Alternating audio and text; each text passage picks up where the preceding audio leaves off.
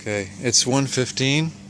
We do have continuing encroachment of clouds, but it's not too bad. And I did peel the drapes back a little on those mirrors to get some more heat on the mash because the temperature went to 149 and I kind of wanted to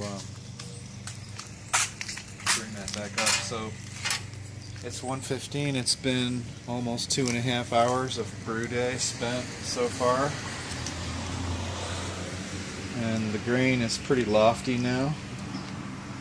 It's absorbed water and become less dense, and it floats around a little bit better in the mix.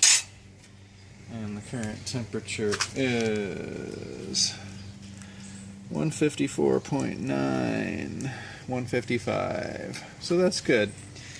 And I like to do a 90-minute mash anyway.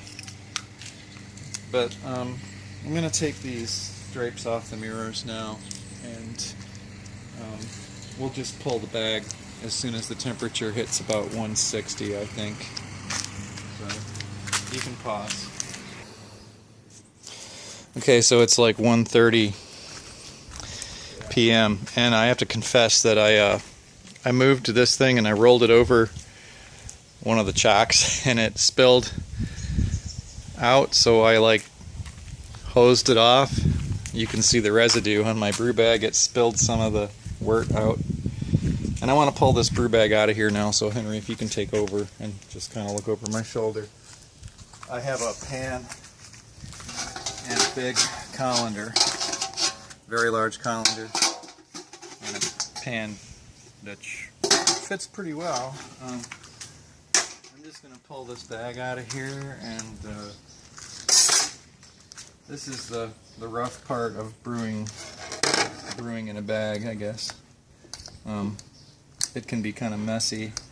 In my case, I have to go around and take all these clips off, and it's flipping more grain out of the pot. Oh my God, what a mess. It's so messy. Alright, so these are all coming off, and after I put the grain bag in the colander, I'm going to be pouring some water through it to rinse the sugars out of this grain. This is also known in the home brewing world as sparging. Anyway, it's kind of heavy, and I'm going to lose a little bit of my wort when I do this, but it's not too bad. It all figures in. I can hoist it up, let it drain a little bit, and then over it goes, because I get tired of holding it.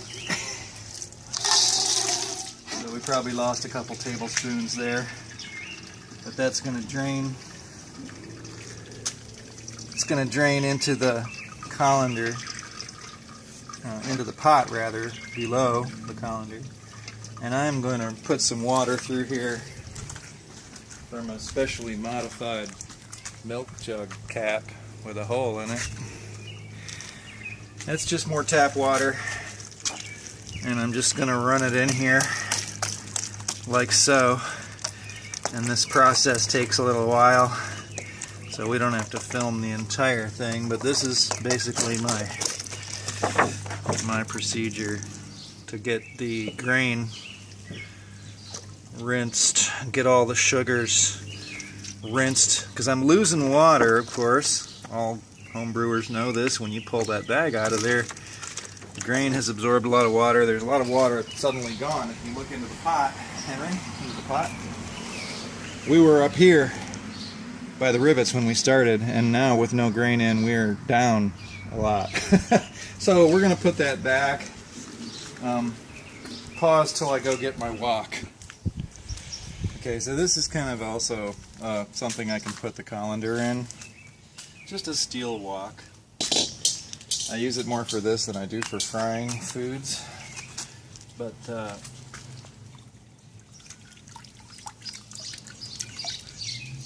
that can be set there. It'll catch the wort, and this goes back in the pot.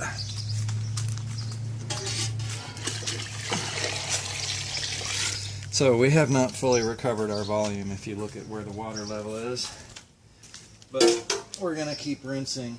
I'm going to put a gallon of water through the drain and we'll be pretty close to where we were when we started.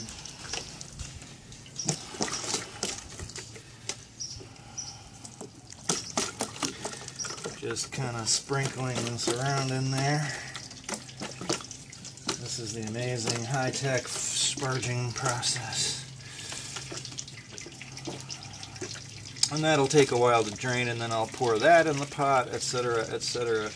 And I'll take us back to where we get our fluid level kind of back toward the original level, which was 6 gallons, almost to those rivets. We're not to the rivets yet, but meanwhile the wort is heating full throttle, and it's actually even starting to move a little bit on the sides where the heat is hitting. That's not a boil, but you can see the heat rising through there. Can you see that? I don't know. Anyway, let's pause for a while. Okay, it is 1:50 p.m. We're 3 hours into the brew day. I finished the sparging, and I just want to get a temperature check to mark the end of the mash. This has got no grain in it now. This has got, it's up to the rivets. In fact, it's slightly higher, so some of that can boil off during the boil. But anyway, we're just going to give that a stir and get a baseline temperature here. It is 165.9 degrees Fahrenheit, and so now we're in the period where we want to bring this to a boil. And let's point at the sky. We do have a few clouds, panorama, but it's not too bad. I think we can get this thing boiling, and maybe